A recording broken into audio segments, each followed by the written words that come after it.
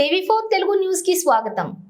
సంగారెడ్డి జిల్లా నారాయణఖేడ్ పట్టణంలో జిల్లా ఎస్పీ ఆదేశాల మేరకు నారాయణఖేడ్ డీఎస్పీ వెంకటరెడ్డి ఆధ్వర్యంలో కరసగుత్తి రోడ్డు వద్ద డివిజన్ సిబ్బంది మరియు డాగ్ స్క్వాడ్ తో కలిసి నాకాబందీ నిర్వహించారు. నెంబర్ ప్లేట్ లేని వాహనాలు, డ్రింక్ అండ్ డ్రైవ్, సరైన ధృవపత్రాలు లేని వాహనాలను సీజ్ చేశారు.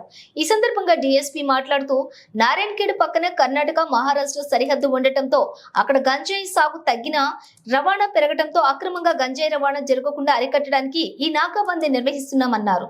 అలాగే గుట్కా రవాణా చేసిన, మద్యం సేవించిన, వాహనాలు నడిపిన వాహనాలకు సరైన ధృవపత్రాలు లేకున్నా ఎంతటి వారైనా సరే ఉపేక్షించేది లేదన్నారు.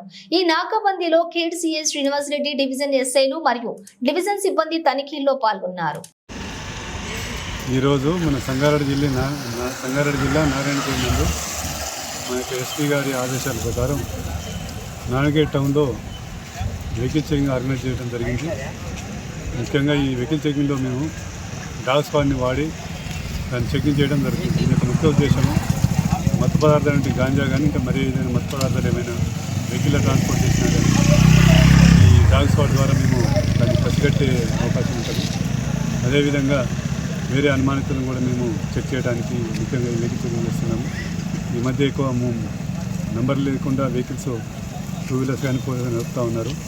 అలాంటి నెంబర్ లేకుండా ప్రయాణం చేసే వాళ్ళు ఎక్కువ శాతము ఏదైనా నేరస్తులై ఉంటారనే ఉద్దేశంతో అది కూడా చెక్ చేయడం జరుగుతుంది.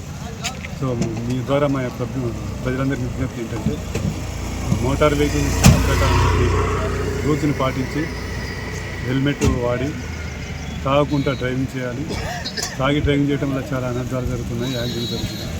ఇవన్నీ కూడా దృష్టిలో పెట్టుకొని వాహనదారులు ప్రయాణించాలని కోరుతున్నాను.